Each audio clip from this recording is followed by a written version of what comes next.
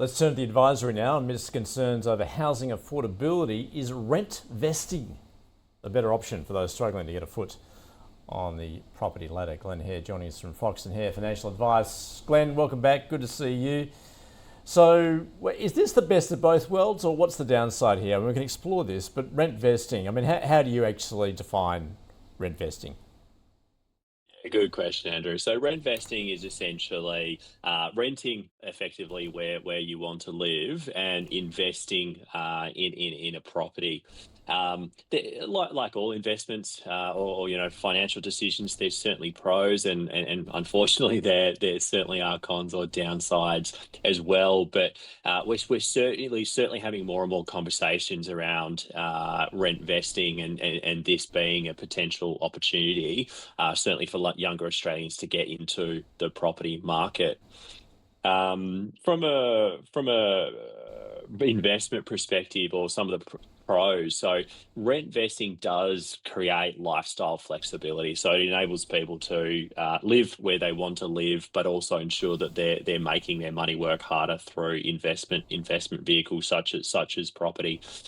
It also is a way that I see a lot of younger Australians getting their foot on the property ladder. So they may not be able to afford in an area that they currently live, which is close to work, close to uni, or whatever the case may be, but it does enable them to enter the market. There are obviously, capital growth and rental return opportunities like all investments that can be a positive outcome when we think about rent investing. And at the moment, there are still a number of tax benefits associated with the strategy as well. Yeah, let's examine the tax benefits perhaps of rent vesting. Obviously, you can claim investment property expenses as tax deductions. I mean, that's a positive, but then the negative side is you're going to be hit with those capital gains. Yeah, exactly right. So you can claim tax deductions on interest on the mortgage, property management fees, council rates, repairs and maintenance, depreciation.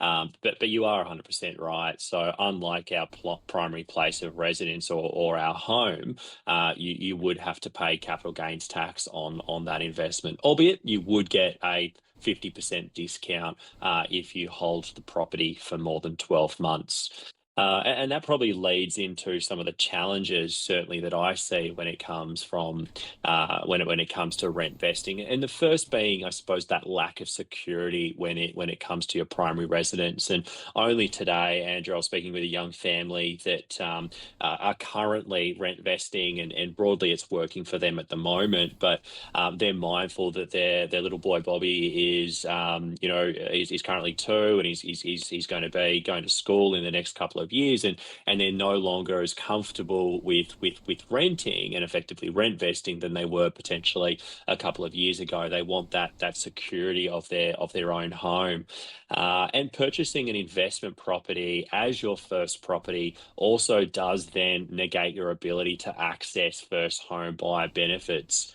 Noting that first home buyer benefits are all skewed towards enabling people to buy their first home as opposed to an investment. It does mean you're a landlord for better or worse, and the responsibilities that come with that. And again, like all investments in rent vesting, you're investing in the in the property market in the hope that investment goes up in value. But if it doesn't, we've got to be really mindful that can impact your ability to then potentially purchase your own home down the track. And, unfortunately, I do see, a number of young Australians buy a property to invest in, for the goal of getting on the property ladder, but find themselves in a couple of years' time wanting to purchase their own place, and potentially that property hasn't done as well as they had hoped it had done, and they could have used those funds that they've put towards the property elsewhere to drive towards that goal. And they've also purchased a property that they may now need to sell in order to buy their own home. And one of the downsides associated with the property market and investing through the property market is those those high transaction costs. So stamp duty on the way in, and then potential real estate or agent fees on the way out. Yeah, as you say, need to be mindful not just of capital gains, but the flip side there, those capital losses should the market turn, I guess. Glenn, also, I guess as a positive, you would be getting a rental income, so you can use that to, well, essentially pay down your mortgage. That's correct. So you can you that rental income, you've used those funds to pay down the mortgage. We've already touched on the tax benefits.